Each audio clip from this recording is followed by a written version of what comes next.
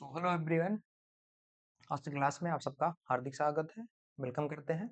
आज हम बात करने हैं वहाँ पे एलएलबी स्टूडेंट जो कि यहाँ पे जो वो 10 गलतियां ना करें। वो कौन कौन सी गलतियां हैं यहाँ पे हम आप सबको बताने वाले हैं, जो कि बेहद जरूरी हैं एलएलबी स्टूडेंट के लिए। क्योंकि एलएलबी स्टूडेंट जो होते हैं, बहुत से लोग जो है रेगुलर कॉलेज में एडमिशन लेके करते हैं, बहुत सारे लोग होते हैं घर में बैठे रहेंगे, उनका जो है डिग्री जो है अपने आप ऑटोमेटिक बन के पार्सल हो जाएगी इनके घर तक। लेकिन ये काम गलत है। अगर एलएलबी कर रहे हैं, एलएलबी जो है आप पर डे जाके करिए स्कूल कॉलेज से। नहीं, आप कुछ भी आपको नॉलेज नहीं होगा, फिर आप वही कहेंगे कि 50 रुपये मिलता है, जाते हैं कोर्ट में, क्या मतलब है। तो आप फिर कुछ नहीं कर पाएंगे अपने जीवन में। वहां पे जाएंगे सिर्फ फाइलों का बोझ ढोते रहेंगे। ठीक है, तो आप जो है यहाँ पे 10 चीजें जो हम आपको यहाँ पे बताने वाले हैं। ठीक है, यहाँ पे 10 गलतियां जो क्या नहीं करना है। ठीक है, 10 गलतियां जो नहीं करना है। ठीक है, नहीं तो क्या होगा भाई, मार्क्स कम आएंगे, मार्क्स कम आएंगे। ठीक है, कैरियर पीछे रह जाएगा, कोई मतलब नहीं होगा आपका लॉ करने का। ठीक है,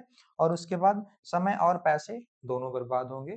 माँ बाप के पैसे बर्बाद होंगे और आपका समय भी बर्बाद होगा, और आपको लास्ट में कुछ हाथ में आने वाला नहीं है। ठीक है, तो 10 आदतें क्या है जो आप सबको जाननी चाहिए। ठीक है, बात करते हैं यहाँ पे। पहला पहला पहली हैबिट्स क्या है, पहला आदत क्या है जो सबको ध्यान रखना है और सुधारनी है अपनी आदत को।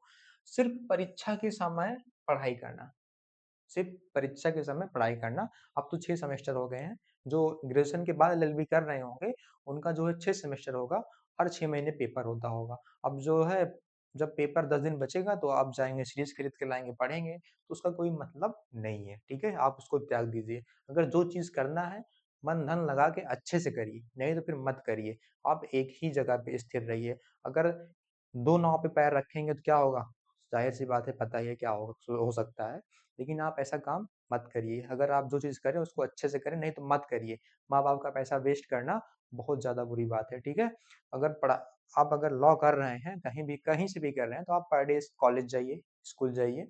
ठीक है, आप ज्वाइन करिए, पर डे जाइए। ठीक है, सारी चीजें जो पढ़ाया जाए उसको नोट करिए, नोट्स बनाइए प्रॉपर तरीके से, जो है ए टू जेड तरीके से आप सब पढ़ना चालू कर दीजिए। कोई भी ये नहीं है कि आप जो है सीरीज लेके पढ़ के पेपर दे देंगे आपका हो जाएगा, ऐसा कुछ नहीं होगा। ठीक है, और आप जो है शुरुआत से पढ़ना चालू कर दीजिए। ठीक है, और अच्छे से अपना एग्जाम दीजिए। ठीक है, ये काम बिल्कुल नहीं करना है कि परीक्षा के जब 10 दिन बच जाए तब हम पढ़ाई चालू करें, ये सब गलत बात है। ठीक है, बेयर एक्ट को ना पढ़ना।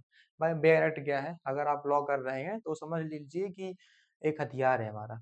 वो हथियार अगर हमारे पास नहीं रहेगा तो हमारे ऊपर कोई सा भी हमला हो सकता है। ठीक है, और हम उससे बच नहीं सकते हैं। तो बेयर एक्ट जरूर ले लीजिए सब लोग। ठीक है, बेयर एक्ट जरूर ले लीजिए। बेयर एक्ट कौन सा लेना है उसका वीडियो हम आपको डाल दिए हैं। ठीक है, वही ले लेना है। ठीक है, बाकी बता दे रहे हैं, सेंट्रल लॉ पब्लिकेशन की बेयर एक्ट, जो कि बहुत ही इजी लैंग्वेज में लिखी गई है, हिंदी इंग्लिश दोनों में है। ठीक है, एक पेज में इंग्लिश है, एक साइड में हिंदी है। ठीक है, आप उसको ले सकते हैं। बाकी जो है बिना बेयर एक्ट के आप लॉ कतई नहीं कर सकते हैं। ठीक है, कर सकते हैं लेकिन कोई नॉलेज आपको नहीं होगा तो लॉ करने का कोई मतलब नहीं होगा। सिर्फ आप डिग्री रखे रहिए, डिग्री रख के सजा के देखिए उसको बस खाली को, कि कोई मतलब नहीं है। ठीक है, और तीसरी बात करते हैं केस लॉ को पूरी तरह से नजरअंदाज करना।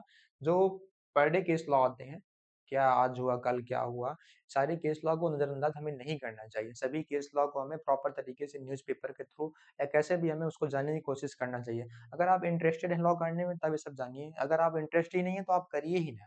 सिंपल फंडा। ठीक है, आगे बात करेंगे। चौथा क्या है, चौथा है हमारा क्लास और नोट्स को हल्के में लेना।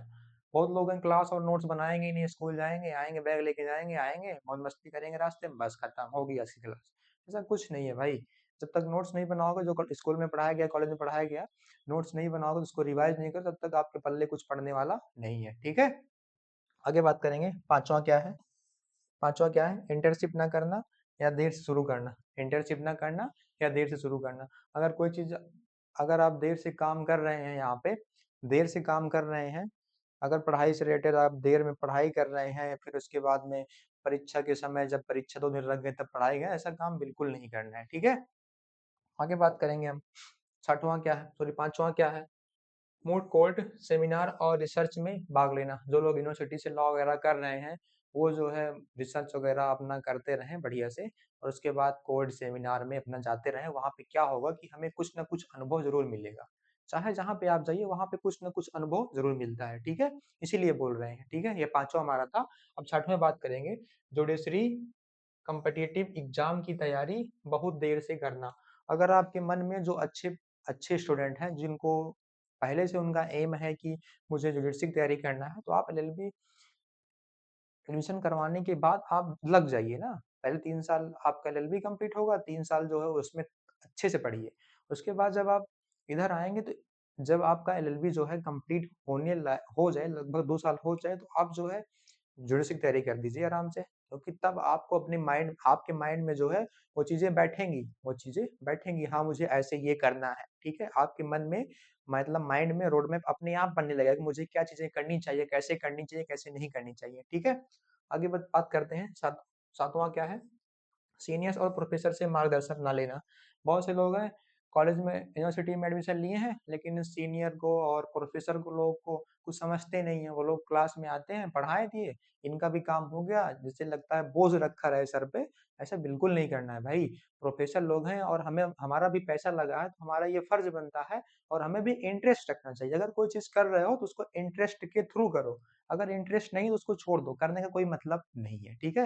वो फिर आपको आगे काम भी नहीं आएगा और आपका समय पैसा दोनों बर्बाद होगा, कोई मतलब निकलने वाला नहीं है, ठीक है? अब बात करेंगे 8वां नंबर क्या है?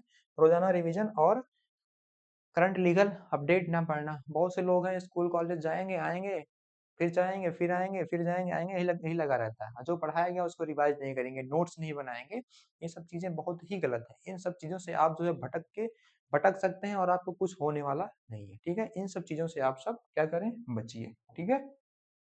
9वां क्या है?